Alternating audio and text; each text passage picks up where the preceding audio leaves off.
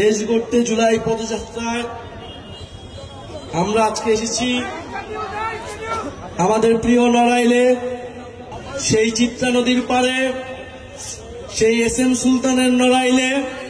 যে একটা নতুন দল করা আমাদের লক্ষ্য ছিল না, আমাদের লক্ষ্য ছিল এই দেশটাকে পুনর্গঠন করা, এই দেশটাকে ভালো মতো তৈরি করা। বিদ্যমান যে রাজনৈতিক দলগুলো ছিল, যদি তাদের নেতৃত্বে দেশ পুনর্গঠন হওয়া সম্ভব হইতো তাহলে হয়তো আমাদের দল করার প্রয়োজনই হইতো না। কিন্তু আমরা আস্থা রাখতে পারি নাই।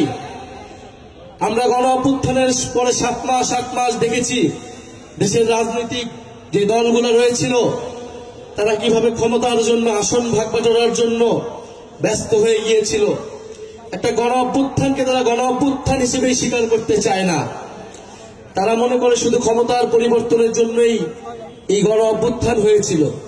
কিন্তু আমরা মনে করি যে দেশ পুনর্গঠনের জন্য, একটি সমৃদ্ধ বৈষম্যহীন গণতান্ত্রিক বাংলাদেশের জন্য এই গণ অভ্যুত্থান হয়েছিল।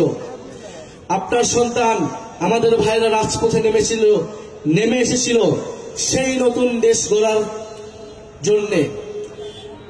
1 বছরে যখন আমরা পাইনি সেই আমাদের আকাঙ্ক্ষিত বাংলাদেশ, সেই আমাদের প্রত্যাশিত বাংলাদেশ, ফলে আমরা রাস্তায় নেমেছি। আবার আমরা আপনাদের কাছে যাচ্ছি, আপনাদের এলাকায় যাচ্ছি, আপনাদের দরজায় যাচ্ছি।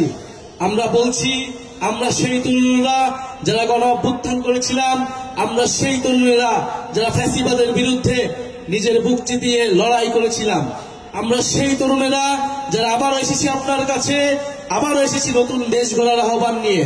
আমরা সেই তরুণেরা যারা কখনো আপোষ করিনি, যারা কখনো লোভ করিনি।